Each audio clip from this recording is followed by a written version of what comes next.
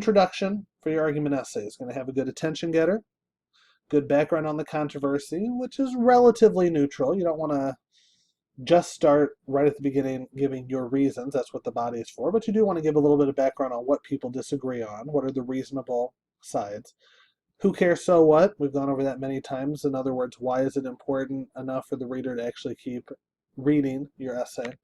And finally, that thesis, which should be arguable, appropriately qualified, and strongly worded. All that, same as we've dealt with before, so nothing new there. Just remember, this should be on your own position that you feel. And also use your antithesis essay and either what went well or what didn't go so well to help adapt this one into a solid introduction. Next, our body paragraphs. Once again, just like in the previous assignment, each one should be a reason in support of the thesis.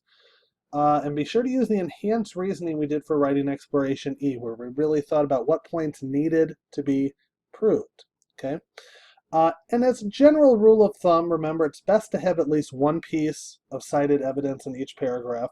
That's not a 100% set in stone rule, of course. It's possible you'd have a paragraph without evidence, but not often, and it's typically better to have that evidence because it gives your reasoning something to build off of, right? Remember, deductive reasoning has to start from something accepted as truth, and that's where your evidence is coming from, okay?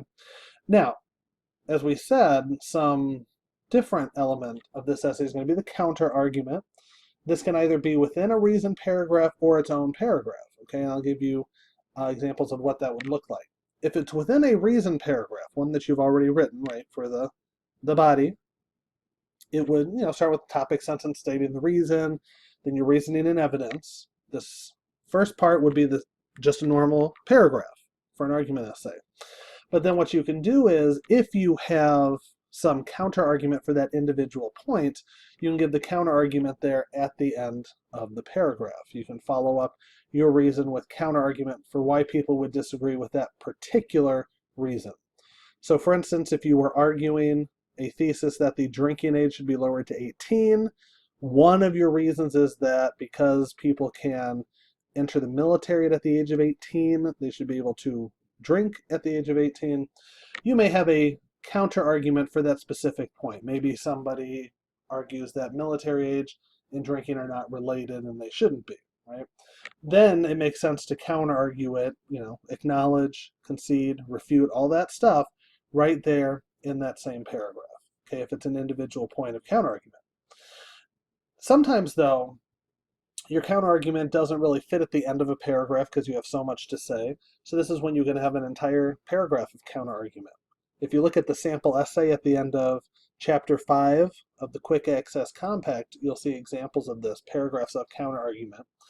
Now this could either be responding to a new point, one that hasn't really been brought up, okay, something that doesn't really fit in any of the other paragraphs. Or sometimes people offer counter-argument of the entire opposition, an overall point of opposition. When you say some people would disagree with this thesis, and that's fine as well. Okay. Once again, it really depends on what your topic is, what your points of counter-argument are. Because remember, you should be responding to all of those possible oppositions, at least the reasonable ones, from your antithesis essay and from that discussion post that we did on D2L, where other students were giving you ideas for what the oppositional reasons would be. You can either respond to those through your reasons. For instance, if somebody brought up a point of opposition that just happens to be disproven by something that you write in your reasons, then great, that's fine. But if you need to counter it, then make sure that it finds its way either somewhere in a paragraph of its own or in another paragraph. Okay? And sometimes a single paragraph could take care of several related points of opposition. Okay, and that's fine. Just make sure that all the weaknesses of your argument that a reader might see are covered up. Okay, that you dealt with them, strengthen your own argument by dealing with the opposition, refuting it. Then, of course, finally, the conclusion, final thoughts, not a summary. Don't just repeat your points that you already made. That's incredibly boring and doesn't really serve a purpose. Okay? So, some general views of what this might look like. Obviously, your number of paragraphs and reasons would potentially be different. It just depends on what you have to say. But in general, introduction paragraph, then your reasons, counter-argument, and a conclusion. The counterargument does not have to be the last body paragraph. It often is towards the end just because it makes a logical progression. But as you can see in the sample in chapter 5 that I mentioned earlier, there are certainly cases where the counterargument might come earlier, and that's fine. You also may not have 4 reasons. That's just the number that could come up. Other numbers are perfectly acceptable as well.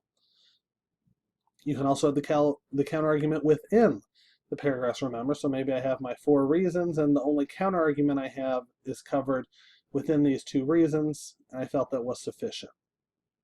Or it's possible to have a combination. You could potentially do counterargument within individual reasons and have a whole paragraph of counterargument because there's that much opposition that you need to deal with. And in fact, there could definitely be a level where you have too much counterargument, but typically the more counterargument, the better, because it's really helping to strengthen your argument, as long as you have good reasons as well. The whole essay shouldn't be counterargument, but rather that should be a sizable piece that helps reaffirm your ultimate thesis. If you can do that, get all that into the nice structure of the essay, which is still going to follow basics of good intros, body, paragraphs, conclusions, everything we've talked about all semester. Putting all that all together will lead to a really good final product and showing that you're ready to move on successfully from English 101.